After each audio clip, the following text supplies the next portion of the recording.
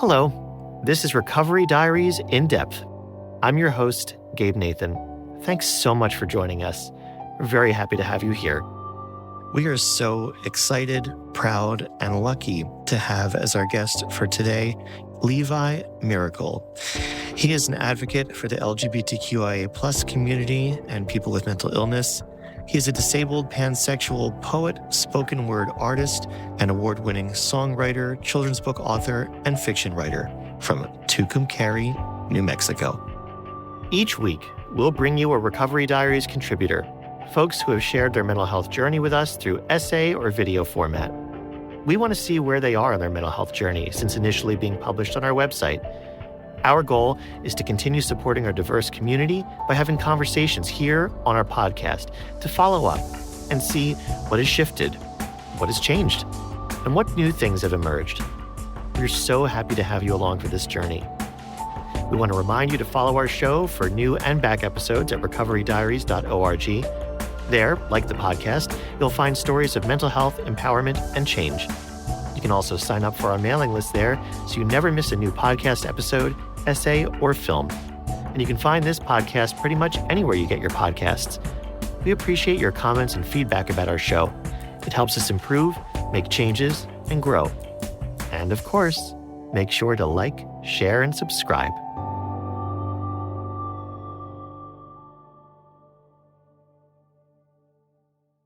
Levi Mericle, thank you so much for joining me here today. I'm so happy to be seeing you and spending some time with you here on the show. I am so happy to be here, Gabe. Thank you so much for inviting me, and I'm just so happy that I can join you today.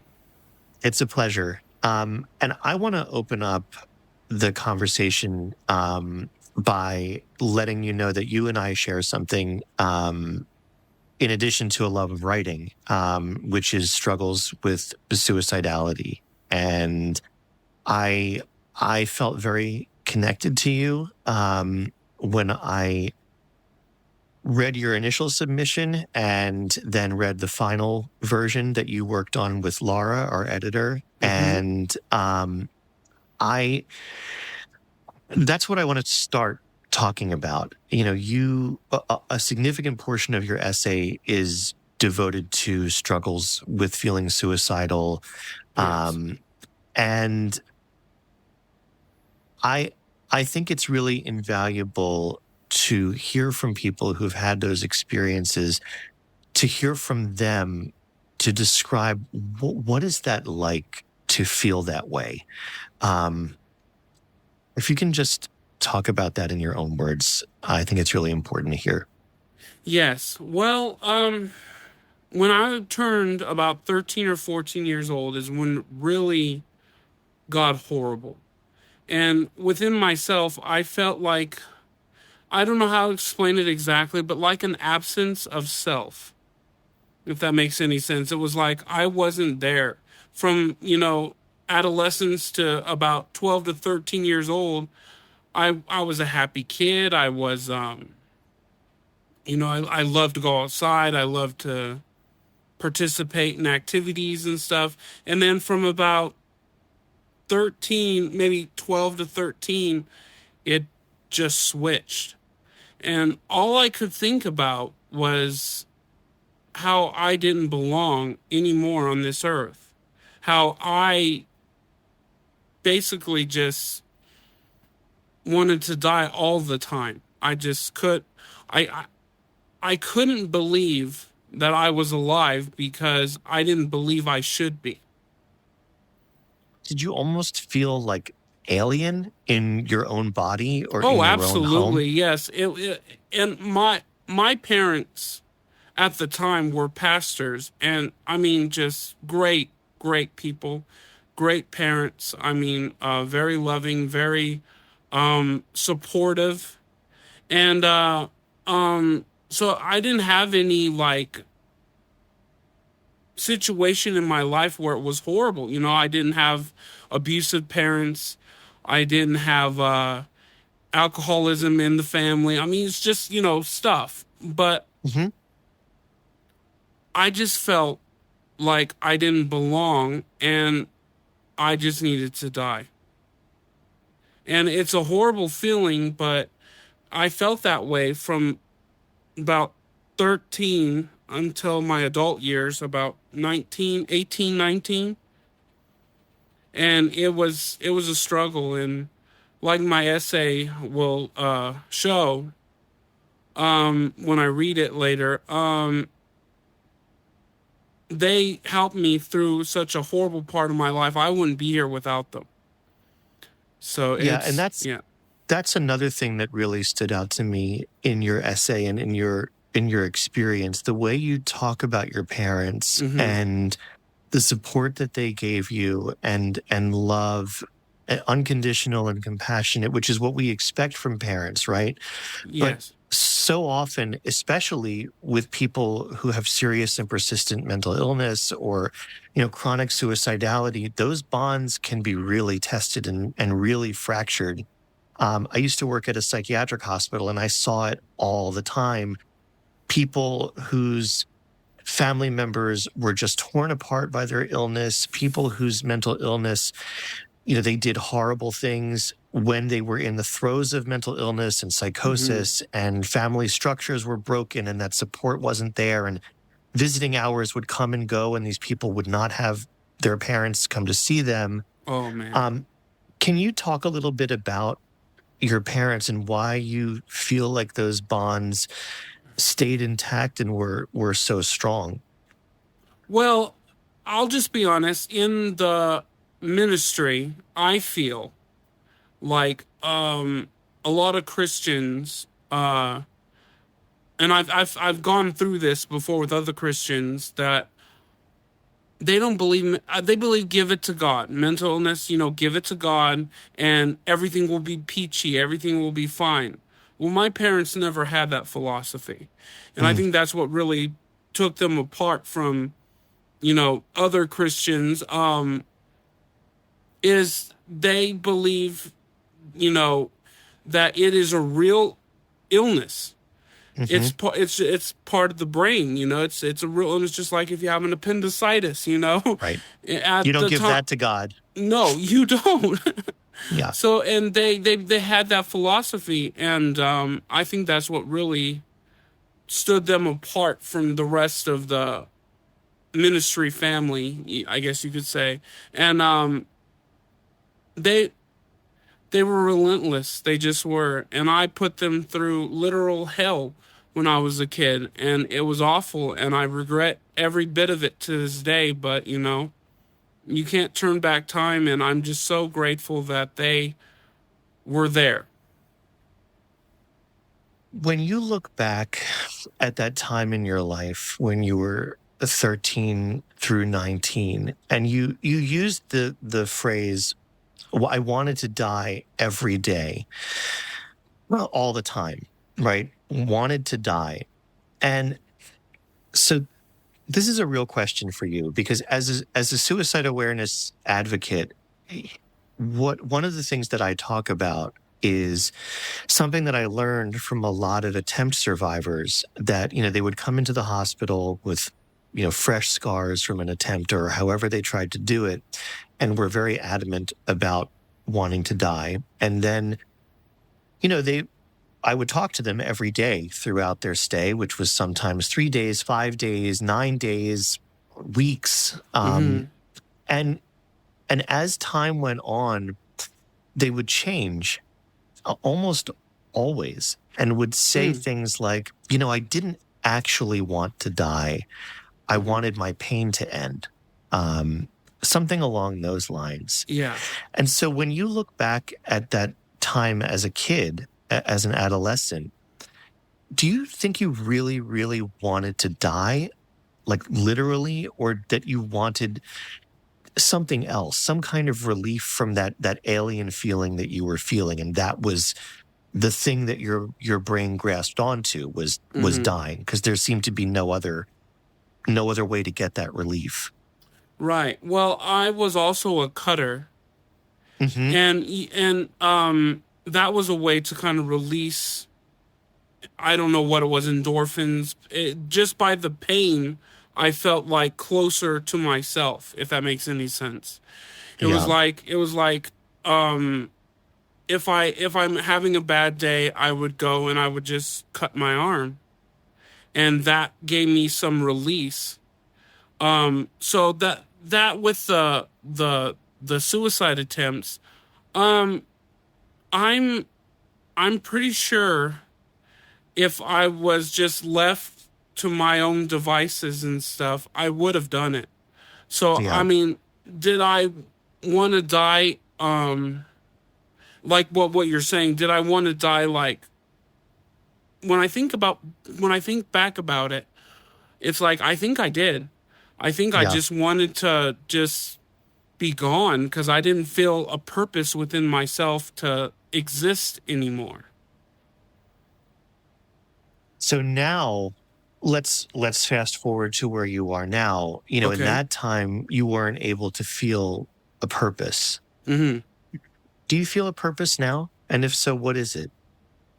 I do actually. I think helping people with my story, with my actions, I think I have a purpose in life to just be kind and try to get people through to the, because when it was day by day as a kid, I had to get through each second basically. It was Hmm. a next step to survival. So it was like if I made it till the next hour, if I made it till the next day, I counted that as a blessing and a, well, I mean, now I do. At the time I wanted to die and I was like, just let me be, But now I think my goal in life is just to help people through their struggles. If they're like my situation, or even if they're a different situation, but I can help in any way. I think that is my purpose now, I'm a writer. I love writing in many topics. I write songs. I write children's books. I write essays, and I'm a freelance writer. And then poetry, of course. But I don't know. It's different. Of course, mental illness, my bipolar will never go away. It's going to be there. But, and I still have struggles to this day. I do. I seriously do. I have anger issues. It's hard. I get depressed quite often. Hmm. But is it different from when I was a kid? Absolutely. It's different. But, it's still a struggle. And I have a lot of health issues as well. My health is not so good. So that plays a part in the depression and all that. But it's a struggle. And so when you talk about that struggle and when you talk about bipolar disorder, which like you said, that it's always going to be there, Right. it's a chronic thing, but managing it, that's a huge thing. I think what sometimes when people think about recovery, they think of it as recovered. But that's not Yes. really what we're talking about. We're talking about recovery, which is kind of like living alongside of your illness, Mm-hmm. not letting the illness control you. And it seems to me that you're living alongside of your illness, which is recovery, right? Mm-hmm. But my question is, what helps you do that? Because before there were these maladaptive coping mechanisms, which was thinking about suicide, attempting suicide, cutting. Mm-hmm. What are you doing now to help you manage? It's mainly my close connection with my family and writing. Writing gets me through some of the darkest times, and I write some dark stuff sometimes because I'm feeling that in that moment. But and plus, when I write from either experiences I'm going through now, or of course past experiences. So and but the biggest dynamic of now is my family. Yeah, they're just so supportive. They're so loving, and I just owe everything to them. And I know it sounds kind of I'm beating a dead horse, but it's like it's just truth. It's the truth. And it sounds amazing. I mean, you could talk about it all the whole time we're together because honestly, Levi, like I said, a lot of people don't have that experience. And I think Yes. especially it's really difficult for parents who are like by definition from a different generation. Because I think so much of understanding related to mental health and mental illness, it changes by generation. And I know like I've had struggles with my parents, getting them to understand like what the fuck I'm going through. And even just different ways of being. Like I'm like you. I want to write about all of this stuff. I want to talk about it. I want to be open. My parents are like, shut up. don't talk about it. We were raised to not talk about this stuff and you just kind of get on with life. And I view that as really unhealthy. So there's a real tension between us in that regard. And I wonder, I mean, that makes me curious about your parents and related to your writing. Are they supportive of you being public about your mental health? Oh, yes, do they worry about you saying too much? No, never. Nope. They lived it with me, so they know the struggle. And they're actually quite the opposite. They're excited that I can share this and be okay with it within myself to share it, because just to be honest, being a person who used to cut and being a person who used to be suicidal, it's kind of something you don't really want to ever mention again. And I really don't within myself want to mention either, but I want to do it to help others. That's my goal. It's like maybe my story can inspire others to hold on for a better tomorrow. Yeah, and I like think about, I don't know, how old are you now? If you don't mind me asking. I'm 38. So like, oh my God, like if you had taken your own life in that swath of time between 13 and 19, I mean, just think of everything you would have missed and all the opportunities to help others and to enjoy life and to like enjoy more of that time with your parents who've been so wonderful with you. And it's just, it's, not to use a pun with your last name, but it's a miracle that you're still here, and that you get to have all of that. It's just so, it's very moving. It really is. And you're using those experiences to help people. And I think as a man, I always get very excited when we get an essay submission from a man, because it's very unusual. Yeah. Men in general are not as open, are not as willing to talk about this kind of stuff, especially suicidality. Yes, they're very closed off. Yeah. Yeah, and we're trained that from a very, very early age. Suck it up, buttercup, and all that kind of real toxic horseshit stuff. Yeah. And I'm just so thankful to you for stepping forward, because people need to see people who look like them. They need representation, right? When we're talking about things like suicide and self-harm. And people who read your essay, who read other works of yours, they may see themselves in you. And I think that's what can really, really help. Yeah, yes, I agree. And that is my goal, just to be a lighthouse to people who are wayward, and just to find their way back to themselves. If they've lost themselves, or if they think they've lost themselves, then that's pretty much my goal in life now, is just to let people know, if I'm here, I have a story, and I'm here to help, And it's hopeful, because when you're in the throes of suicidality or like serious mental illness, like has its claws in you, the one thing that you believe is that this is never going to change. And this is my life. And it's always going to be like this. And it's always going to be shit. And I'm going to be cycling in and out of hospitals. It's going to be, 67th admission, 94th admission, just over and over and over again. And you're here as an example that that's not necessarily true. That is not necessarily going to be the story of your life. And people really, it's one thing for I think a mental health organization or whatever to post a quote that says there is hope or recovery is possible or okay. But to then show a person like you, it really proves it. You're so much more than a slogan.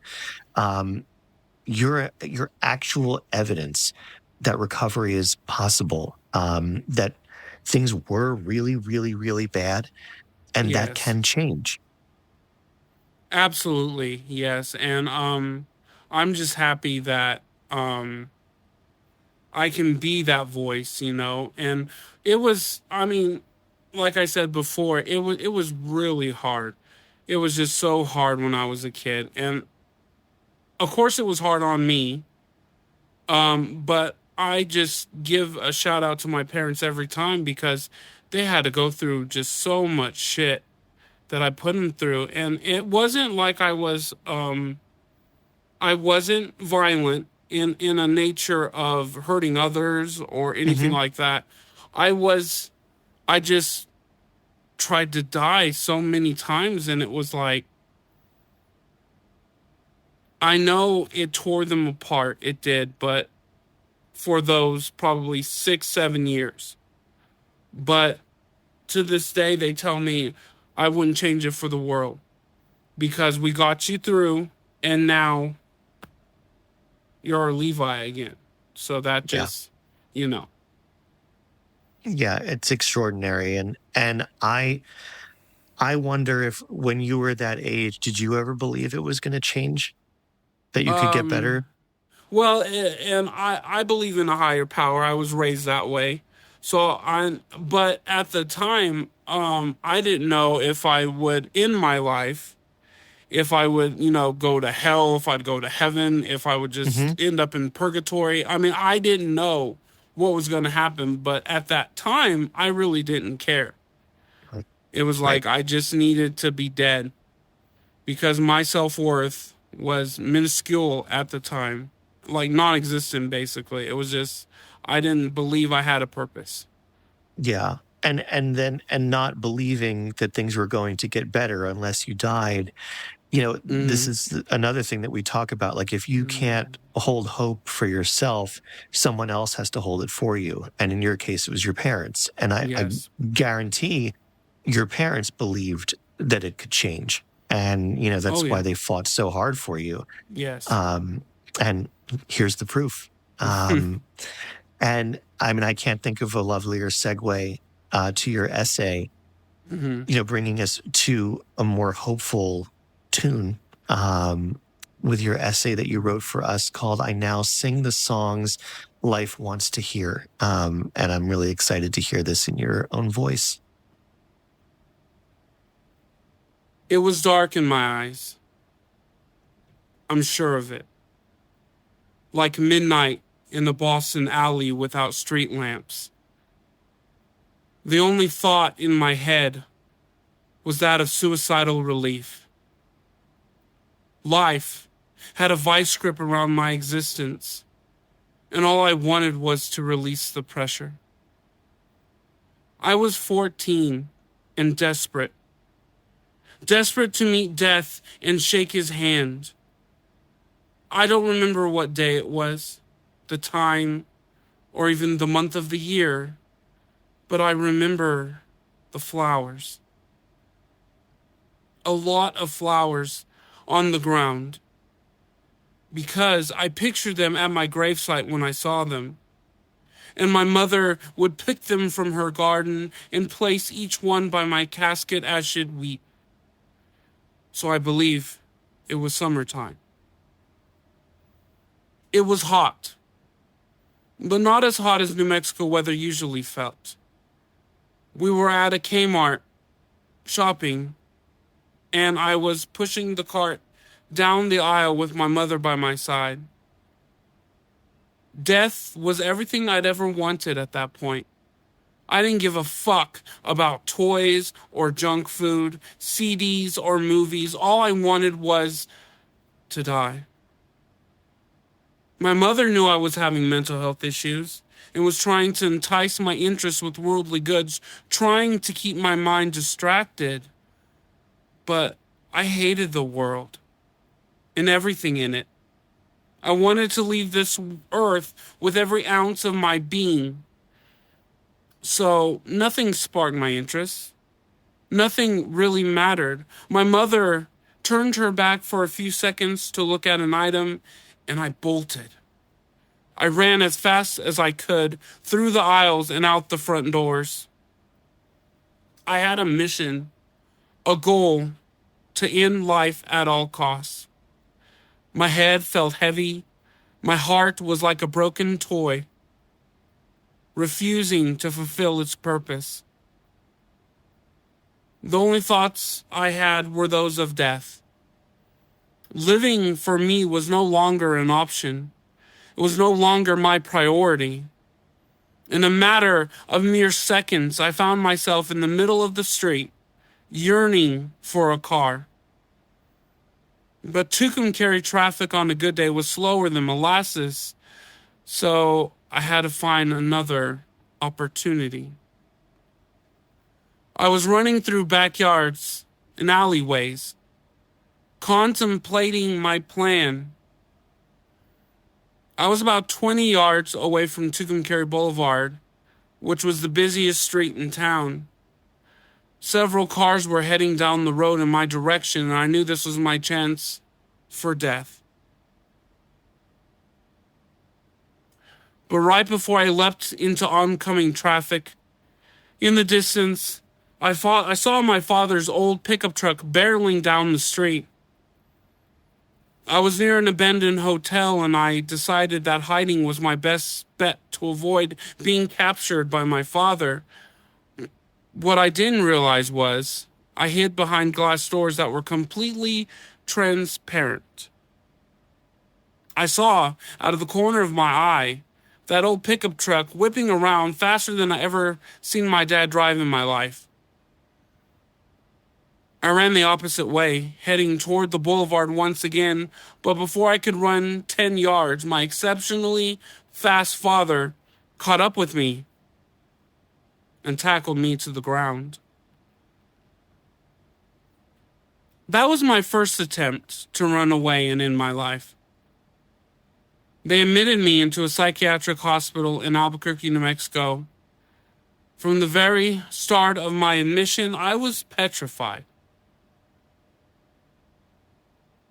This was the first and only hospitalization I had because of my mental health. I felt like I had entered a prison and was serving a sentence just for being sick. They restricted my visitation with my parents. They strip-searched me and examined my body. They watched my every move. I felt like a criminal. And my parents' hearts were broken, their spirits weakened. They mentally and almost physically lost their little boy. I can remember the terror in their eyes every time I tried to leave this world, as if I were killing a piece of them with every stroke of my blade and with every pill I popped. I wasn't just ending my life. I was robbing them of theirs. From the age of 14 to 19, I probably attempted suicide 6 times. At that time, I was heavily sedated with Thorazine, so some of my memories within those years are a bit hazy. I was also a cutter, and I felt a release every time I would tear my skin. It was a way of releasing the pain within myself, and to me, felt absolutely amazing. I felt inadequate and incomplete. My mind was failing me at every turn, failing to make me feel normal, to make me feel happy. Every time I cut my skin, I pretended it was my new normal. It was my special drug of choice, my dirty habit. And I felt adequate again. I fought so hard that day to end everything. And despite the pain in my family's eyes, I still wanted to leave them. I was so mentally obsessed with death, I didn't care who I was hurting around me. All the things that mattered in my life quickly dissipated like morning dew and were replaced with suicidal rain. It took me until my early 20s before the urge to die started to ease. I felt crazy. Every single ounce of energy and thought processes in my mind were spent on suicide. But I made it through that day, and many days after, thanks to the relentless actions of my parents. I was more depressed as a teenager than I ever thought I could bear. But every time I was tempted to dive in front of a car or slice my wrists with a razor blade, my mom and dad appeared, keeping me alive at every turn. Every cut I made was a scar they wore. Every mental pain I felt, they bore the agony right alongside me. Parents like that I felt I didn't deserve. This instance I first described to you was one of the many events I attempted suicide as a teenager and young adult. Countless hours were spent monitoring my every move because my parents never knew when my next attempt would be. The endless board games we played to keep my mind occupied, the hundreds of mind-numbing movies watched, was time sacrificed to keep me safe. And my parents never once complained. The selflessness of their actions is something I've always strived to become. It was like a light switch turned off. When I was young, the urge to die was so engraved in my mind, I couldn't see normalcy anymore. 13 was the age I died inside. I felt like a never-ending mountain of suicidal thoughts. Every time I tried to climb down, another hill emerged.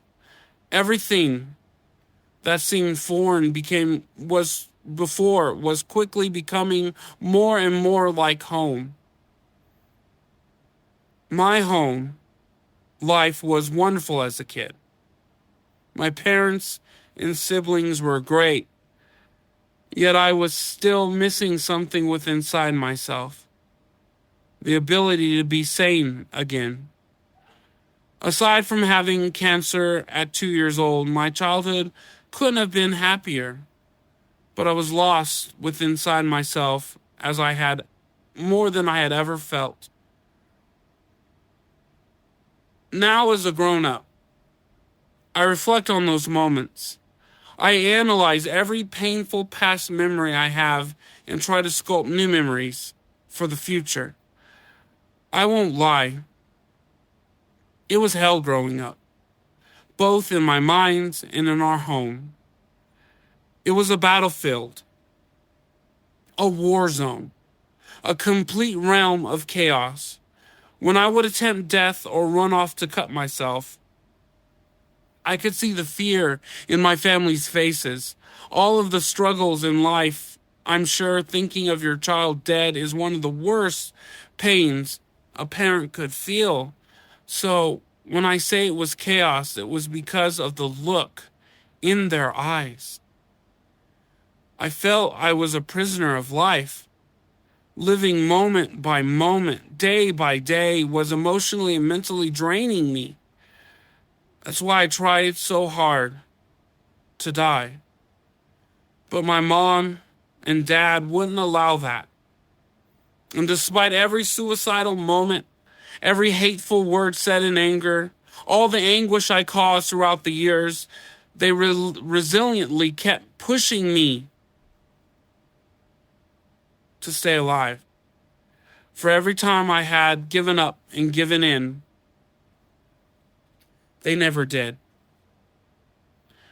Being an adult with bipolar disorder is never easy. But being a teenager with that bipolar disorder seemed like a endless supply of misery trapped within my mind.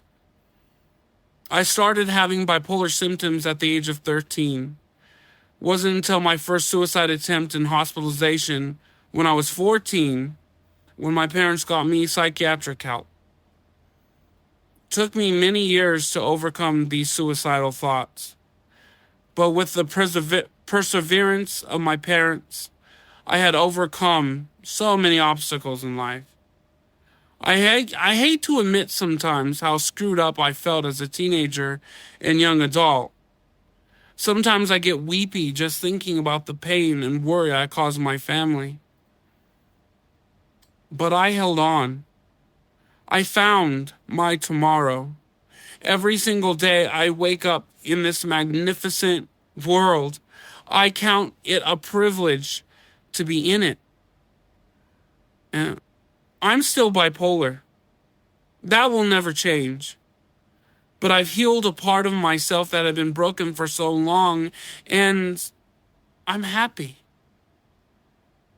Tomorrow is never promised, but we should seek it at all costs. We should strive to wake in the morning, kiss our loved ones, smile at our neighbors when we grab the newspaper, lay our heads down at night on comfort sheets, and then repeat the process. It won't always be sunshine and roses. As individuals diagnosed with bipolar, we can't expect everything to be perfect. Lives are chaotic. Times can be hard, but we need to hang on. We need to stay alive. So find what you love in life and hang on to it like a death grip. Find supporters who will listen and who care, because you are worth fighting for. You are more valuable than you will ever know.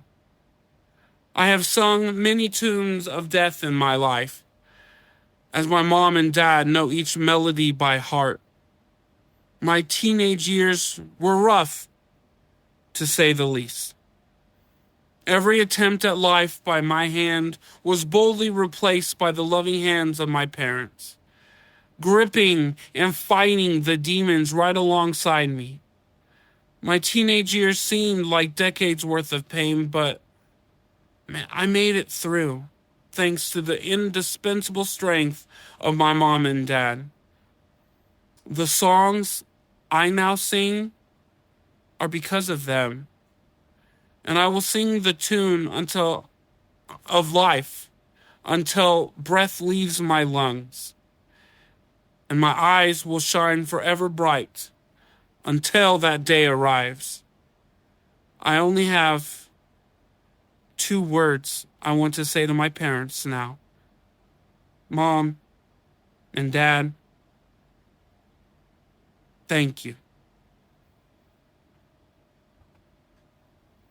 Wow. It's such a beautiful piece. Thank you so much for reading it and for doing such a lovely reading of it. I really appreciate it. What was it like for you to go back to that essay and read it again? It's been a few years since you submitted it to us and it was published. Right, it's been a while. It was. I'm not gonna lie. I have a few tears coming up. It's hard, but it is. It's very rewarding to me to know that other people might get hope and stuff out of my words, and because of my parents and my story and everything, I think it will just give people another hope at life. I hope. That's what I hope.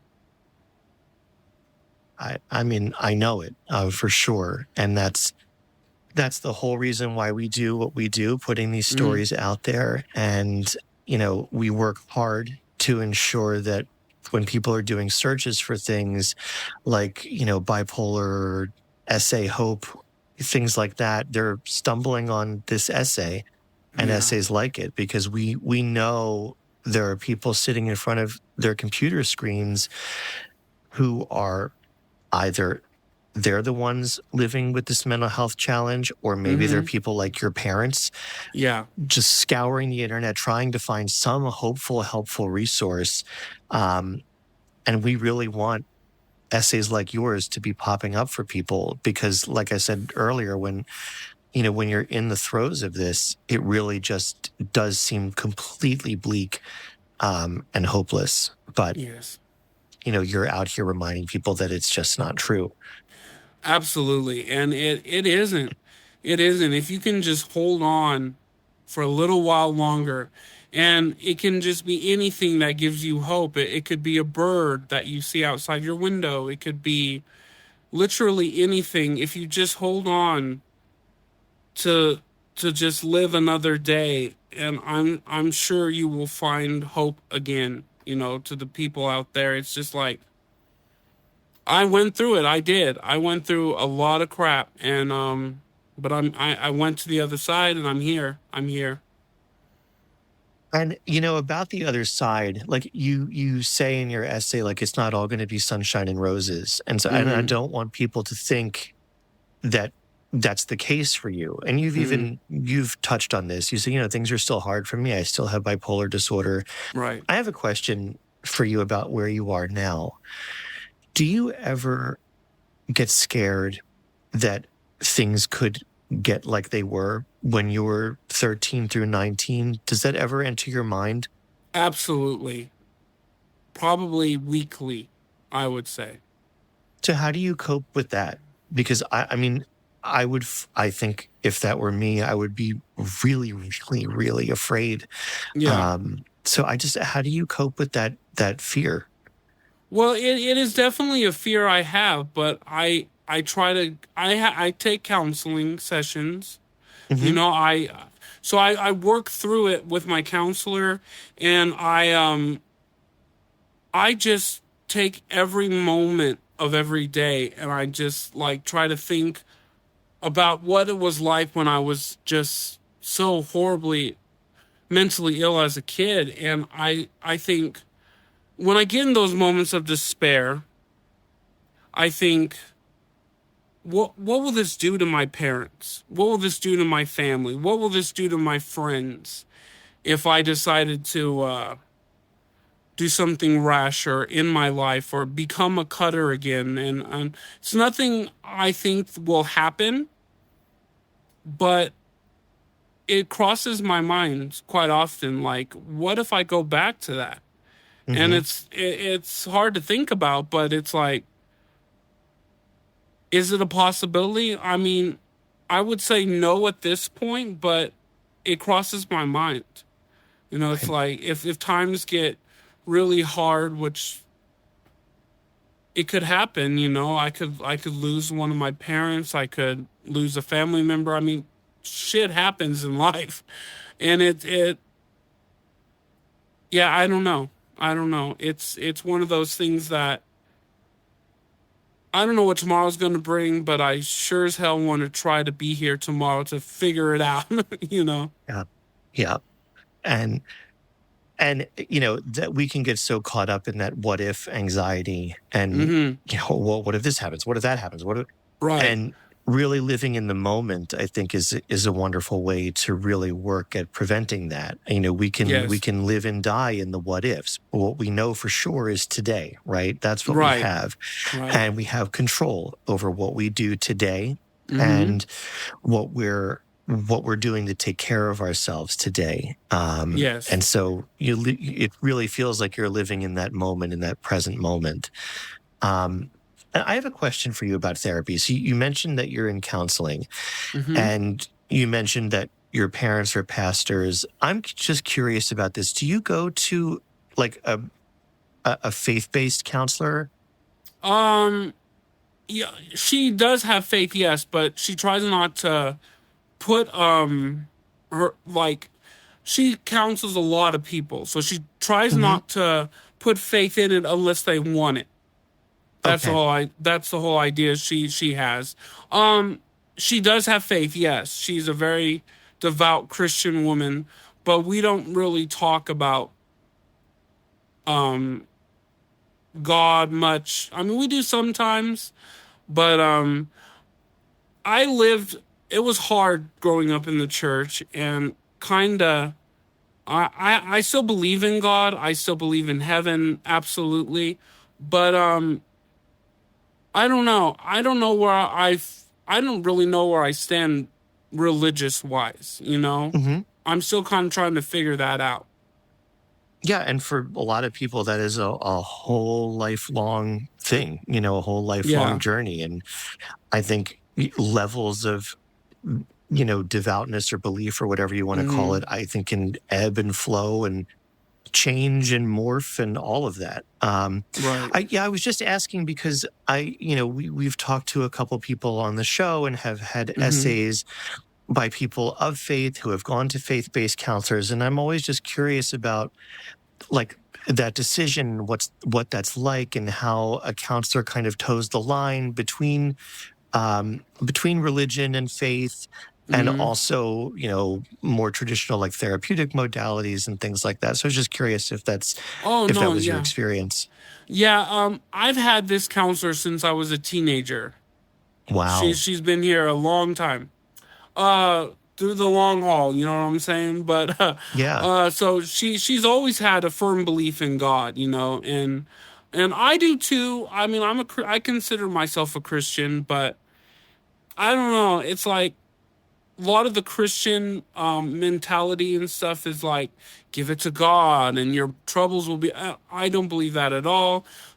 I remember going to a church when I was really suicidal as a kid, when my parents quit the denomination, and I went to a different church, and he wouldn't pray for me because of my mental illness. He Mm. just wouldn't. He said,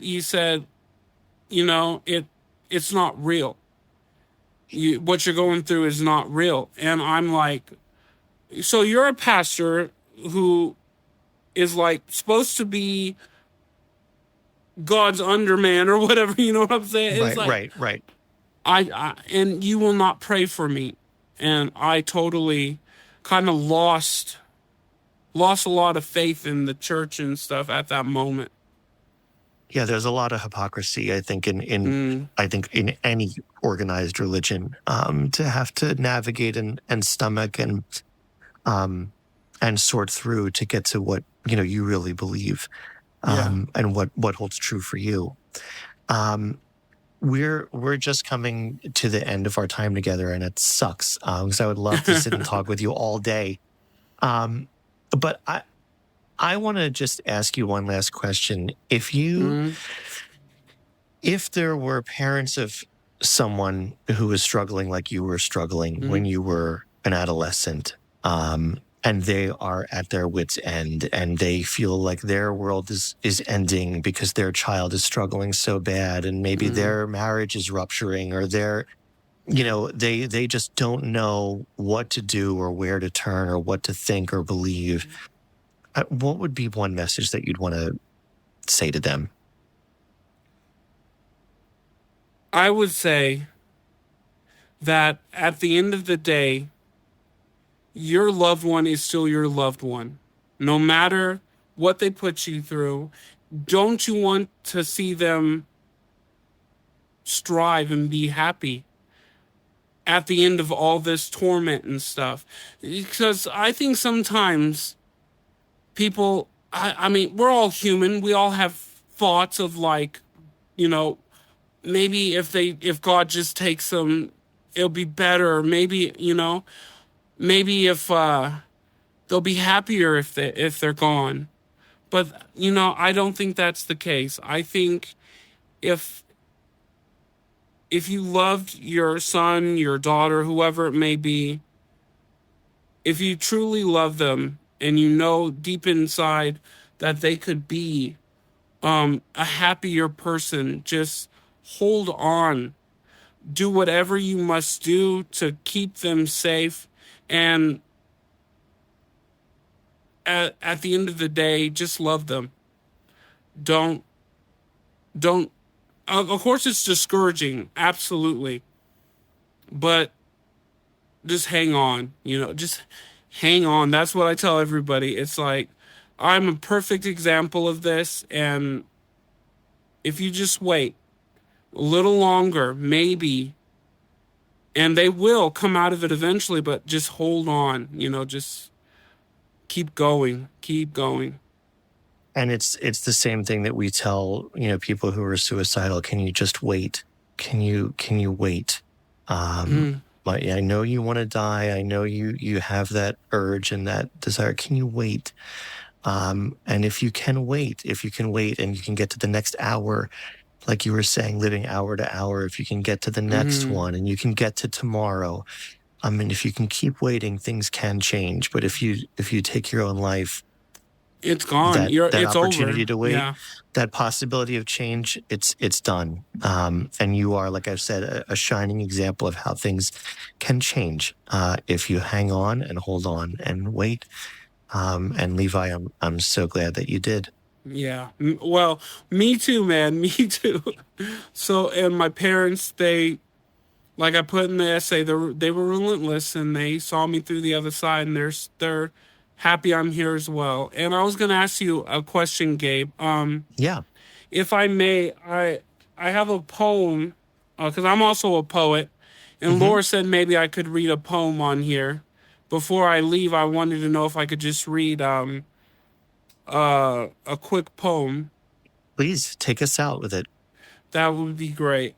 This was I've written this more recently, and it is a look into my past, but also as someone who struggles with depression and mental illness, it's more relevant to today as well.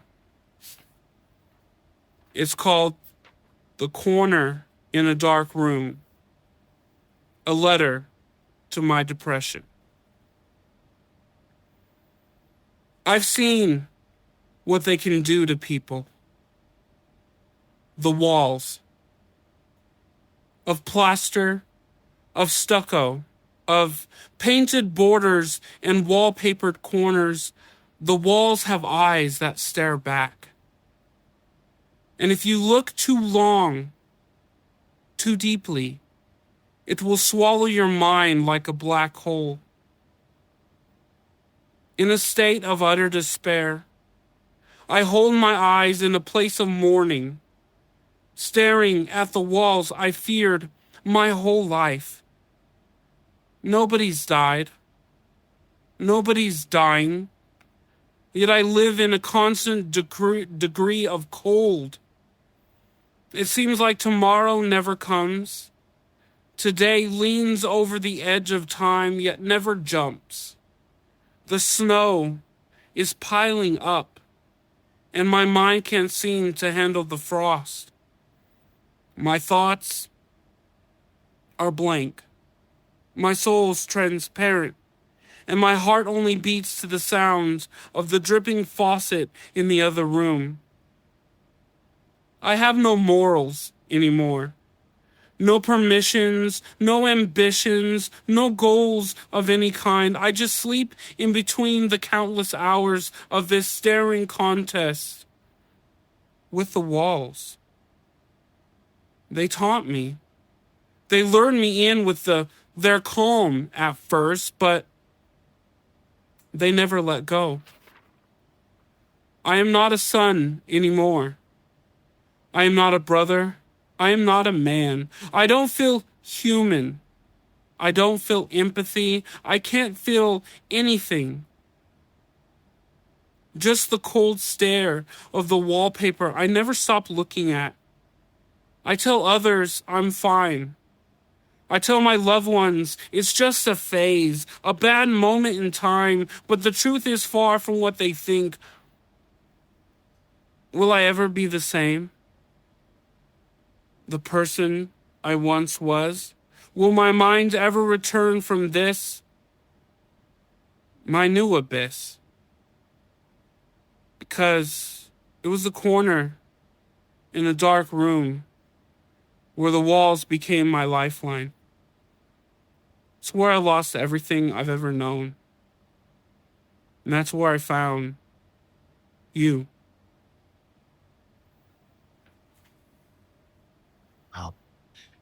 Levi Mericle, thank you for shedding some light into that corner in a dark room. It's such a pleasure to have you on the show today. Thank you. Thank you so much, Gabe. You have a wonderful day. You too. Thank you again for joining us in conversation today. It's beautiful to see the progression of our contributors.